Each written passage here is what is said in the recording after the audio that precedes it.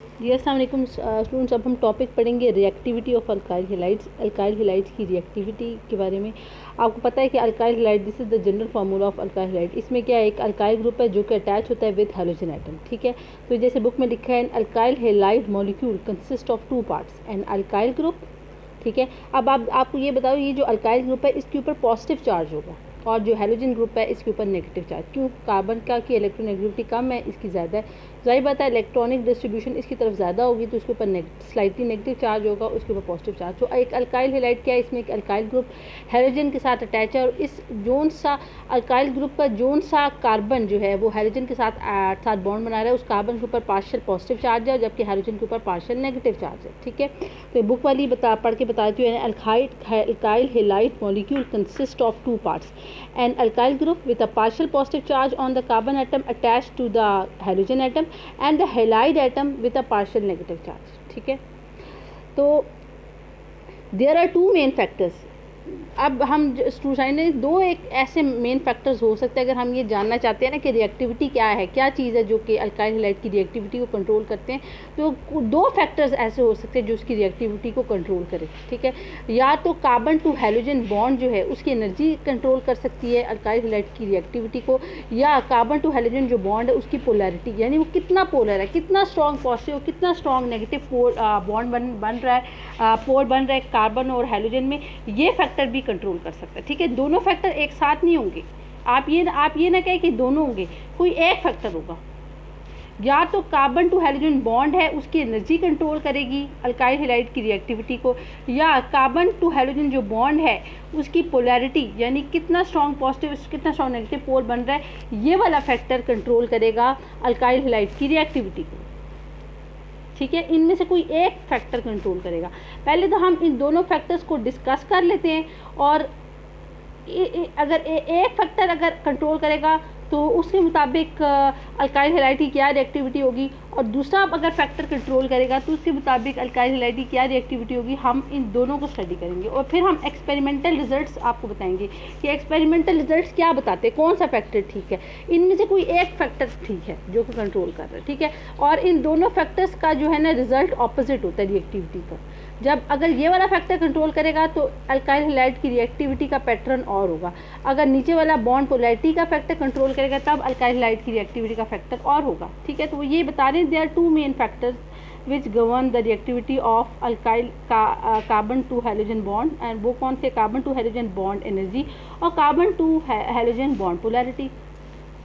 अच्छा, bond energy क्या है? बॉन्ड एनर्जी आपको पता है कि जब भी कोई कोवलेंट बॉन्ड कैसे बनता है, जब कोई भी बॉन्ड में, चाहे कोवलेंट बॉन्ड हो, चाहे कोई आयनिक बॉन्ड हो, जो भी हो, तो जाहिर बात है वो जब बनता है उसके दौरान एक एनर्जी निकलती है जिसे हम बॉन्ड एनर्जी कहते हैं, और जब वापस हमें वो बॉन्ड तोड़ना होता है तो हमें उतनी एनर्जी देनी पड़ती है। जितनी एनर्जी रिलीज़ होगी उस बॉन्ड को तोड़ने में भी, बॉन्ड बनने में जितनी एनर्जी रिलीज़ होगी, जब वो बॉन्ड टूटेगा तो उतनी ही एनर्जी दरकार होगी। ठीक है, अब बॉन्ड एनर्जी का क्या है, जितना कुछ स्ट्रॉन्ग बॉन्ड बनेगा उतनी ही एनर्जी निकलेगी विथ नेगेटिव साइन, और जब उसी यानी जब वो कोई बॉन्ड बनेगा और वो स्ट्रॉन्ग बॉन्ड होगा तो उतनी ही ज़्यादा एनर्जी निकलेगी विथ नेगेटिव साइन, और जब आपको वो बॉन्ड तोड़ना होगा तो इसी वजह से और एनर्जी, उतनी ही एनर्जी आपको देनी पड़ेगी ताकि वो बॉन्ड टूटे। ठीक है, तो बॉन्ड एनर्जी ज़्यादा होने का मतलब है कि बॉन्ड स्ट्रॉन्ग है।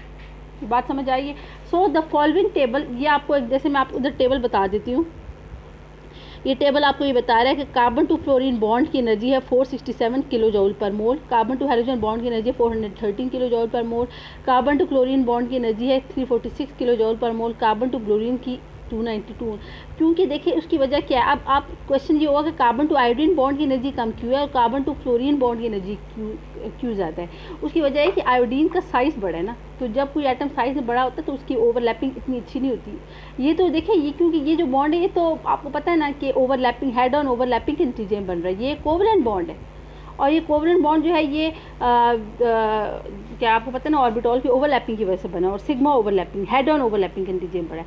तो आपको पता है जैसे जैसे साइज़ बड़ा होता है तो ओवरलैपिंग बुरी होती है, और जब साइज़ छोटा होता है तो ओवरलैपिंग अच्छी होती है। तो क्योंकि कार्बन टू आयोडीन का साइज़ बड़ा है, ये इन सारे जितने केसेस हम पढ़ रहे हैं 1 2 3 4 5, इन सब में कार्बन का साइज़ तो वही है, लेकिन इसमें इन सब में एटम का साइज़ तब्दील हो रहा है। आयोडीन का साइज़ बड़ा है जबकि फ्लोरीन अपने ग्रुप में सबसे छोटा है। ठीक है, तो इसी वजह से छोटे होने की वजह से जो कार्बन टू फ्लोरीन बॉन्ड है इसकी ओवरलैपिंग अच्छी होगी तो बॉन्ड मजबूत होगा तो बॉन्ड एनर्जी ज़्यादा होगी। जबकि इधर साइज़ बड़ा है क्योंकि आयोडीन का, तो बॉन्ड की ओवरलैपिंग अच्छी नहीं है जिसकी वजह से बॉन्ड मजबूत नहीं है जिसकी वजह से बॉन्ड एनर्जी कम रिलीज होती है। तो जैसे यही बात आप इधर टेबल से भी आपको साबित हो जाएगी। ये देखिए कार्बन टू फ्लोरीन बॉन्ड की क्योंकि ओवरलैपिंग अच्छी थी तो ज़्यादा एनर्जी रिलीज़ हुई है और ये तोड़ने में भी इतनी आपको एनर्जी देनी पड़ेगी। और क्योंकि ये यहाँ पे कार्बन टू आयोडीन बॉन्ड की एनर्जी अच्छी नहीं थी तो कम एनर्जी रिलीज हुई, तोड़ने में भी आपको इतनी देनी पड़ेगी। समझ आ गई? अच्छा, अगर ये वाला फैक्टर होता, लेट सपोज अगर हम ये कंसिडर करें तो कार्बन टू हाइड्रोजन बॉन्ड की जो एनर्जी है ये मेन फैक्टर है जो कि अल्काइल हैलाइड की रिएक्टिविटी को कंट्रोल कर रहा है, तो इसके मुताबिक तो आप ये समझ लें कि अल्काइल आयोडाइड जो है वो सबसे ज़्यादा रिएक्टिव होंगे। रिएक्टिविटी का मतलब क्या है कि कोई भी जो है कंपाउंड कितनी जल्दी रिएक्ट करता है। क्योंकि आप देखिए इस केस में बॉन्ड सबसे ज़्यादा वीक है ना, बॉन्ड एनर्जी सबसे कम है, जैसे कि आप देख रहे हैं सबसे ज़्यादा वीक है। तो वीक बॉन्ड की वजह से क्या होता है, बॉन्ड सबसे वीक है, ज़्यादा वीक है ना, तो वीक बॉन्ड होने की वजह से क्या है, बॉन्ड वीक होने का नतीजा ये कि ये रिएक्टिव है। ठीक है, तो अगर ये वाला फैक्टर ठीक है बॉन्ड एनर्जी का, तो इसके मुताबिक जो अल्काइल आयोडाइड्स हैं they are the most reactive one. क्यों? क्योंकि इस केस में बॉन्ड वीक है।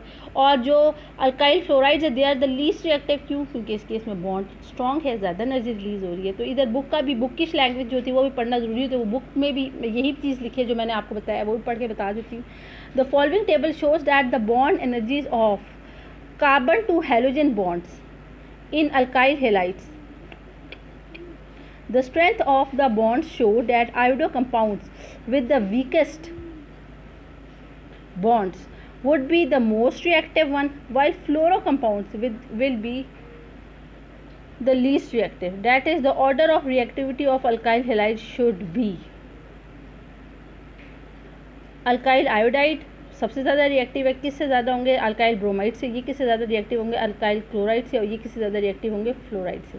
ठीक है, अब हम दूसरा फैक्टर पढ़ते हैं, बॉन्ड पोलैरिटी। अच्छा, बॉन्ड पोलैरिटी जैसा कि आपको पता है, आपको ये बात तो पता है ना कि हर एलिमेंट की एक इलेक्ट्रोनेगेटिविटी वैल्यू होती है। जैसे कि आप देख ले, फ्लोरीन की है 4, क्लोरीन की है 3, ब्रोमीन की है 2.8, आयोडीन की है 2.5, हाइड्रोजन की है 2.1, कार्बन की 2.5। तो जब दो एटम्स आपस में बॉन्ड बनाते हैं, स्पेशली कोवलेंट बॉन्ड बनाते हैं, ठीक है, अगर जो भी दो एटम आपस में बॉन्ड बनाते हैं तो अगर तो उन दोनों वो एक ही एलिमेंट के एटम्स है, तो जाहिर बात है उस केस में दोनों एटम्स का इलेक्ट्रोनेगेटिविटी एक जैसी होगी, इलेक्ट्रोनेगेटिविटी डिफरेंस 0 होगा। तो इस केस में क्या होगा, इलेक्ट्रॉन पेयर दरमियान में होगा। लेकिन अगर दो एटम्स बॉन्ड बना रहे हैं और एक की इलेक्ट्रोनेगेटिविटी बहुत ज़्यादा और एक की इलेक्ट्रोनेगेटिविटी कम है, तो इसका मतलब क्या है, तो इसका मतलब ये कि जिसकी इलेक्ट्रोनेगेटिविटी ज़्यादा है वो इलेक्ट्रॉन पेयर को अपनी तरफ ज़्यादा खींचेगा और जिसकी इलेक्ट्रोनेगेटिविटी कम है उससे इलेक्ट्रॉन पेयर दूर होता जाएगा। और कहने का मकसद ये कि जब इलेक्ट्रोनेगेटिविटी एक जैसी नहीं होती तो इसके नतीजे में आपके पास आता है इलेक्ट्रोनेगेटिविटी डिफरेंस, यानी दोनों एटम जो बॉन्ड बना रहे हैं उनका इलेक्ट्रोनेगेटिविटी डिफरेंस आ जाता है। अब ये इलेक्ट्रोनेगेटिविटी का डिफरेंस जितना ज़्यादा होगा, वो दो एटम जब बॉन्ड बना रहे हैं उनके दरमियान इलेक्ट्रोनेगेटिविटी का डिफरेंस जितना ज़्यादा होगा उतना ही बॉन्ड पोलर होगा। ठीक है, और जाहिर बता बॉन्ड पोलर होगा तो इसका मतलब ये है कि जो पोल्स बनेंगे ना, पॉजिटिव और नेगेटिव, वो उतने ही ज़्यादा स्ट्रॉन्ग होंगे। ये बात समझ आइए, जितना इलेक्ट्रोनेगेटिविटी का डिफरेंस ज़्यादा होगा उतना ही बॉन्ड पोलर होगा और उसका नतीजा ये होगा जो पोल्स होंगे पॉजिटिव और नेगेटिव वो उतने ही ज़्यादा स्ट्रॉन्ग होंगे। जो पॉजिटिव पोल है वो ज़्यादा स्ट्रॉन्ग होगा और नेगेटिव पोल भी उतना जितना स्ट्रॉन्ग पॉजिटिव होता है उतना ही स्ट्रॉन्ग नेगेटिव पोल भी बनेगा। ठीक है, तो जब स्ट्रॉन्ग पॉजिटिव और नेगेटिव पोल बनेंगे तो उसकी वजह से बाज़ औक़ात रिएक्टिविटी को ये भी कंट्रोल कर रहा होता है, रिएक्टिविटी को बाज़ औक़ात कंपाउंड में ये फैक्टर भी कंट्रोल करता है कि उसके बॉन्ड की पोलैरिटी कितनी है, यानी किस शिद्दत से उसमें पॉजिटिव और नेगेटिव पोल्स बनते हैं। तो क्या होगा, अल्काइल हैलाइड में स्पेशली क्या होता है, एक इलेक्ट्रोफाइल क्या होता है, एक ऐसा स्पीशी जो कि पॉजिटिव चार्ज हो या इलेक्ट्रॉन डेफिशिएंट हो, उसको हम इलेक्ट्रोफाइल कहते हैं। तो अगर ये वाला फैक्टर होगा तो क्या होगा, इलेक्ट्रोफाइल अटैक करना चाहेंगे, इलेक्ट्रोफाइल पॉजिटिवली चार्ज जो है वो इसके ऊपर एस के अटैक करना चाहेंगे।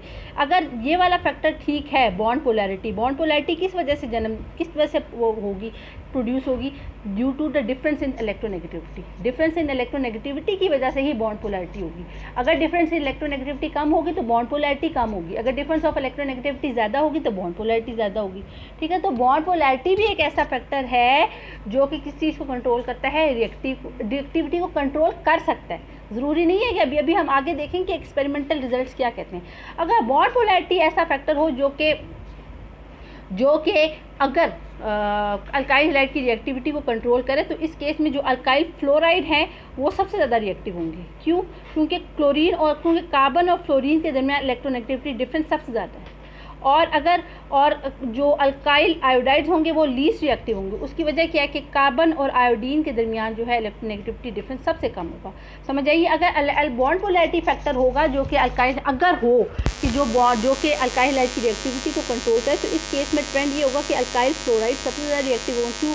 क्योंकि इस केस में इलेक्ट्रोनेगेटिविटी डिफरेंस सबसे ज़्यादा है, बॉन्ड पोलैरिटी सबसे ज़्यादा होगी, तो क्या होगा कि ज़ाहिर बात है रिएक्टिविटी हो ज़्यादा होगी।